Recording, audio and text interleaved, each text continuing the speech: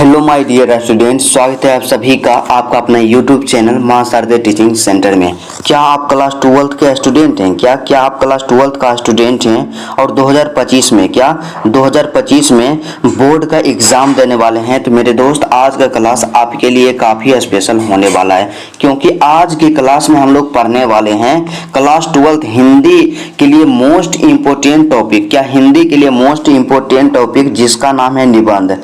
जिसका नाम है निबंध। और आप लोग जानते हैं कि आपके एग्जाम में निबंध जो पूछा जाता है कितने अंक का पूछा जाता है। निबंध कितने अंक का पूछा जाता है और काफी मोस्ट इंपोर्टेंट है। तो चलिए आज के क्लास में हम लोग देखते हैं निबंध। तो निबंध का जो टॉपिक है आज का क्या है? महंगाई की समस्या। महंगाई की समस्या काफी मोस्ट इंपोर्टेंट टॉपिक है। काफी VVI टॉपिक है, क्योंकि कई बार एग्जाम में डायरेक्ट इससे प्रश्न पूछा गया है कि महंगाई की समस्या पर एक निबंध लिखें। तो सबसे पहले क्या है कि यदि आपको निबंध लिखना है और निबंध में पूरा में से पूरा अंक लाना है, तो निबंध के लिखने का जो तरीका होता है, टेक्निक होता है मेरे दोस्त, उसको चेंज करना होगा। एक टॉपर की तरह लिखना होगा। तो चलिए आज का क्लास स्टार्ट करते हैं बिना टाइम का इन्वेस्ट किए हुए। निबंध को एट्रैक्टिव बनाने के लिए हम लोग क्या करेंगे कि शुरू में एक स्लोगन का प्रयोग करेंगे। शुरू में एक स्लोगन का प्रयोग करेंगे। तो क्या है स्लोगन?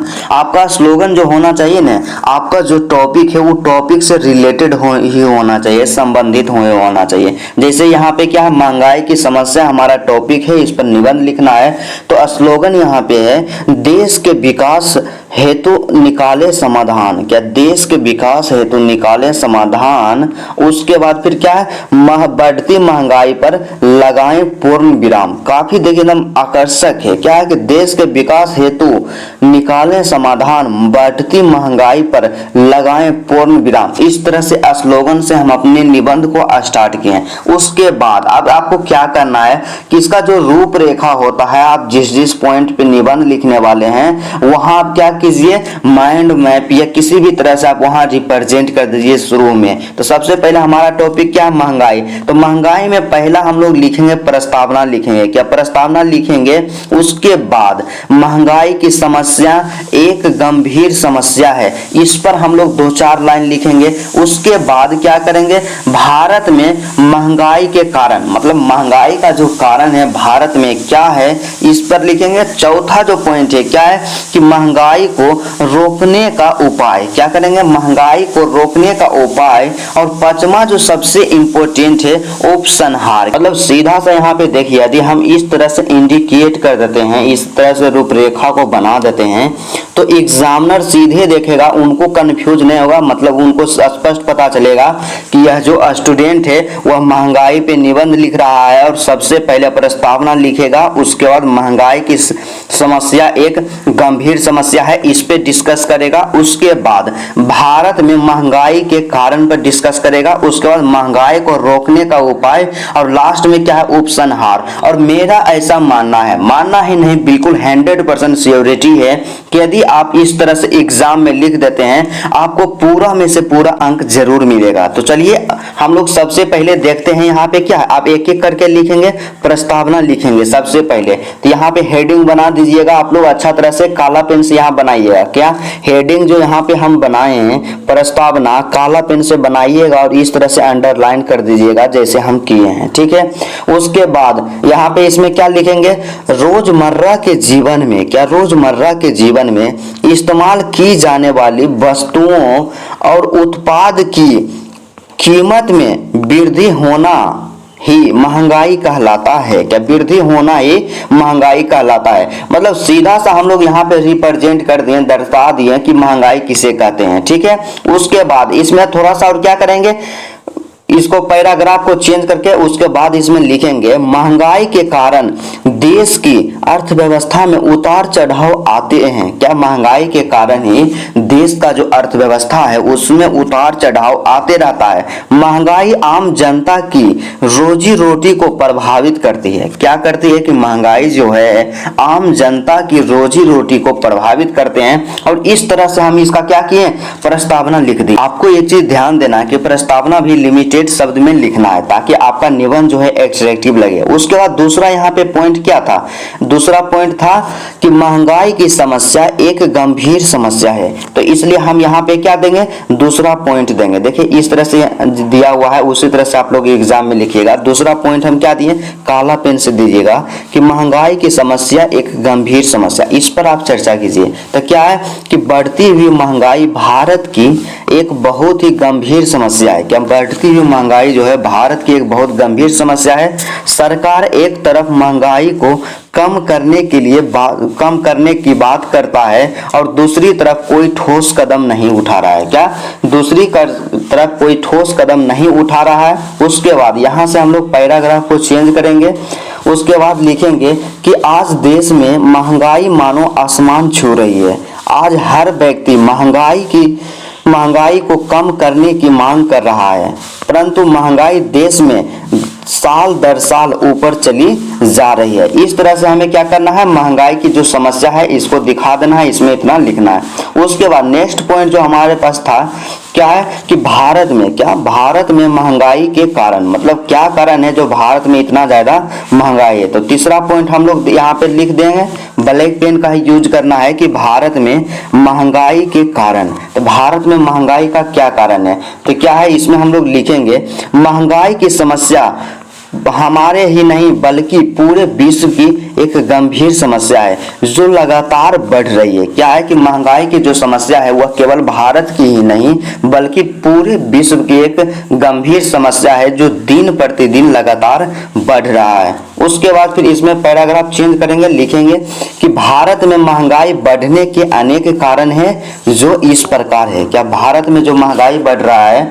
उसका अनेक कारण है जो इस प्रकार है। तो सबसे पहले इसमें हम क्या करेंगे, पॉइंट का यूज करेंगे, क्योंकि यदि टू द पॉइंट में हम लोग लिखते हैं तो एग्जामिनर काफी आकर्षित होता है। तो सबसे पहला क्या है कि मांग की अपेक्षा उत्पाद की कम आपूर्ति होना। क्या है कि जितना ज्यादा डिमांड है उतना उत्पाद नहीं होता है और यह सबसे बड़ा है महंगाई का कारण। उसके बाद नेक्स्ट जो यहाँ पे पॉइंट में दूसरा लिखेंगे कि वस्तुओं और उत्पाद का काला बाजारी करना। क्या होता है कि वस्तु और उत्पाद का काला बाजारी लोग करते हैं जिसके कारण क्या है महंगाई बढ़ जाती है। उसके बाद तीसरा जो नेक्स्ट पॉइंट लिखेंगे कि वस्तुओं और उत्पादों की कीमत में बढ़ा देना। उसके बाद अगला जो क्या, जनसंख्या में अत्यधिक वृद्धि। क्या जनसंख्या में अत्यधिक वृद्धि और इसको महंगाई के सबसे मोस्ट इंपोर्टेंट कारण माना जाता है। उसके बाद फिर अगला लिखेंगे सूखा पड़ना, बाढ़ आना या उपज में कमी होना भी एक महंगाई का कारण है। उसके बाद अगला जो है देश में महंगाई बढ़ने का कारण वितरण प्रणाली की खराब व्यवस्था है। क्या देश में महंगाई बढ़ने का जो कारण है वितरण प्रणाली की खराब व्यवस्था भी है। इस तरह से हम क्या किए 5 से 6 पॉइंट में दर्शा दिए कि भारत में महंगाई बढ़ने का जो कारण है क्या है। उसके बाद अगला जो पॉइंट यहाँ पे क्या था, हम तो लिख दें भारत में महंगाई बढ़ने का कारण। उसके बाद फिर क्या है महंगाई को रोकने का उपाय। क्या महंगाई को रोकने का उपाय चौथा पॉइंट है। तो इसी तरह से हेडिंग यहाँ पे बनाएंगे, चौथा पॉइंट में बनाएंगे यहाँ पे क्या है कि महंगाई को रोकने का उपाय या महंगाई को जो कम करने का उपाय है क्या है। तो सबसे पहले इसमें क्या है कि देश के बुरे व्यापारी अफसरशाही नेता इस महंगाई को बढ़ाने के लिए अधिक जिम्मेदार हैं। क्या है कि देश के जो बुरे व्यापारी हैं, अफसरशाही नेता हैं, इस महंगाई को बढ़ाने के लिए अधिक जिम्मेदार हैं। उसके बाद फिर क्या करेंगे, पैराग्राफ चेंज करेंगे थोड़ा सा। उसके बाद हम लिखना स्टार्ट करेंगे कि महंगाई पर नियंत्रण हेतु कुछ प्रमुख उपाय निम्नलिखित है। क्या है, लेकिन फिर भी महंगाई पर यदि नियंत्रण हमें पाना है तो कुछ प्रमुख जो उपाय है, मेथड है, तरीका है, इस प्रकार है। तो उसके बाद फिर क्या है यहाँ पॉइंट में हम लोग लिखेंगे। तो सबसे पहला क्या है कि सबसे पहले हमारे सरकार को देश में उत्पाद की संख्या बढ़ानी होगी। क्या है कि यदि महंगाई को हमें कंट्रोल करना है तो सबसे पहले हमारे देश का जो सरकार है उसको वस्तुओं की उत्पाद में उत्पाद की संख्या में वृद्धि करना होगा। मतलब ज्यादा मात्रा में हम सामान को उपजाएंगे और उससे स्वाभाविक है कि क्या है महंगाई जरूर कमेगा। ठीक है।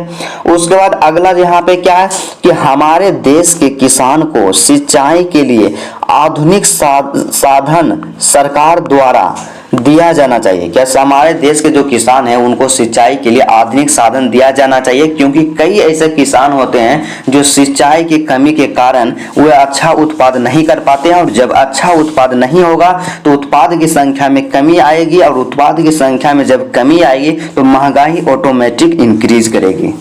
उसके बाद अगला जो यहाँ पे पॉइंट है मोस्ट इम्पोर्टेंट क्या है कि किसानों को उत्पाद बढ़ाने में सरकार को अपना योगदान देना चाहिए, ताकि किसान अधिक से अधिक उत्पाद कर सकें। क्योंकि क्या है कि किसान को यदि उत्पाद बढ़ाना है उसके लिए सरकार को भी उनका हेल्प करना चाहिए, उनको जागरूक करना चाहिए कि किस तरह के हम लोग खाद का उपयोग करेंगे, किस तरह से हम लोग सिंचाई करेंगे कि ज्यादा उत्पाद हो। इस तरह से क्या करना चाहिए, सरकार को किसान का सपोर्ट करना चाहिए। उसके बाद फिर अगला क्या है कि जनसंख्या पर नियंत्रण करना चाहिए, जो कि सबसे मोस्ट इंपोर्टेंट है। यदि हम लोग चाहते हैं कि महंगाई को रोका जाए तो उसका सबसे बड़ा यहाँ पे रीजन क्या है कि जनसंख्या पर नियंत्रण करना चाहिए। उसके बाद अगला जो यहाँ पे मोस्ट इंपोर्टेंट है क्या है कि सरकार को कालाबाजारी जमाखोरों के लिए बड़ी कानून बनाना चाहिए। क्योंकि क्या होता है कि जब भी कोई फसल का उत्पाद होता है तो मार्केट में आता है तो कई लोग ऐसे होते हैं जो उसको क्या स्टॉक करके रखते हैं और मार्केट में आने ही नहीं देते हैं,